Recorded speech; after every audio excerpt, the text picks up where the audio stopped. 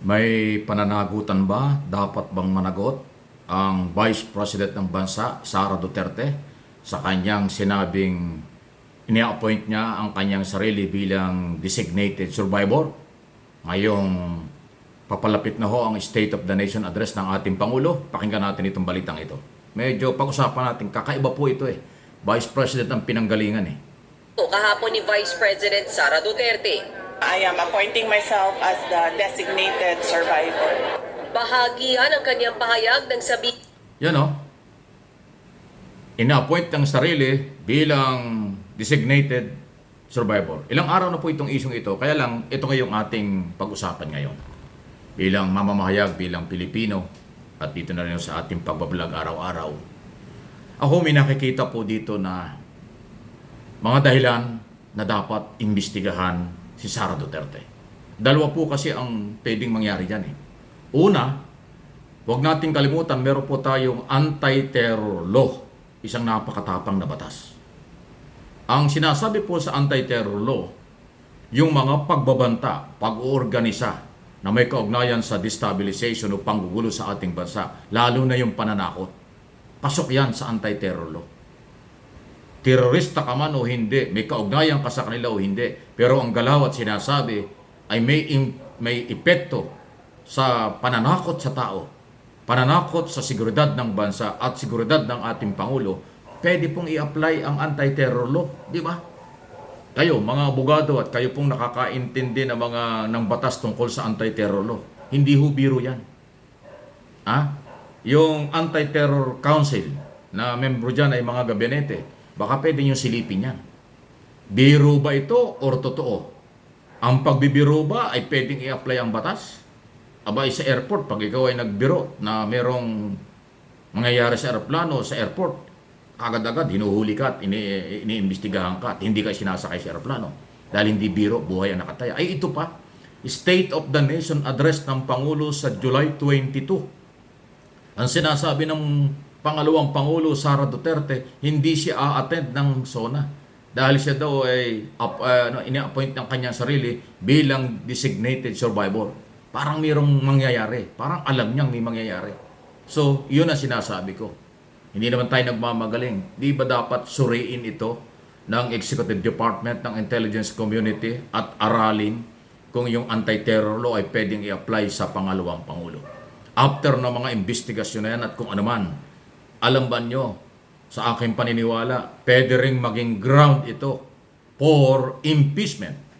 Pagpapatalsik sa pangalawang Pangulo kung ang ginagawa ay pananakot or pagsabotahe sa mga bisita sa State of the Nation address. Hindi po biro yan.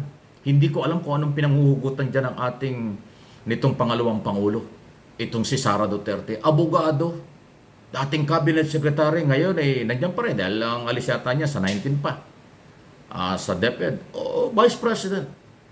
Di ba? Pangalawa sa pinakamataas na posisyon sa pamahalaan. Di ba dapat sagrado ang pagmamalasakit sa tao?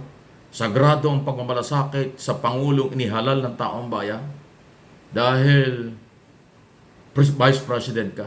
Pero bakit itong dating ng kanyang paliwanag, hindi maraming speculation na kung ano talaga ang gusto niyang palabasin. Kaya tama lang na imbestigahan at alamin, huwag ibaliwala. Pag pangkaraniwang tao nagbiro, pinapanagot ng batas eh. Pag pangkaraniwang tao nagbiro sa aeroplano at sa airport, hindi sinasakay, kaagad-agad, hinuhol dyan. Ito, mas marami ang tao sa SONA kaysa loob ng aeroplano. Mas marami ang tao sa SONA kaysa sa airport. Kapag ka mga nagbibiro ng mga mapanganib sa buhay ng mga pasahero. Ito, hindi pasahero. Inimbitahan, diplomatic corps, mga ambasador ng iba-ibang bansa na kaalyado ng Pilipinas. Business community, mga politiko sa local and national government, mga cabinet secretary, at iba pa. At yung mga halos 300 congressman, 24 na senador, kung dadalo sila lahat. Ganong karami. Nasa 2 hanggang 3,000 tao ang papasok sa Batasan Complex. Tapos sasabihin ng pangalawang Pangulo, hindi siya a-attend at siya ay designated survivor. Ano yun?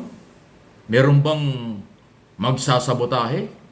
Meron bang nagtangkang patayin ang Pangulo? Or guluhin ang SONA. Di ba? Ganun pong kapanganib. Kaya pasok na pasok dyan yung anti-terror law eh. Kahit ba Vice President yan eh. No one is above the law. Di ba? Sana ipakita ng anti-terror o anti-terror council.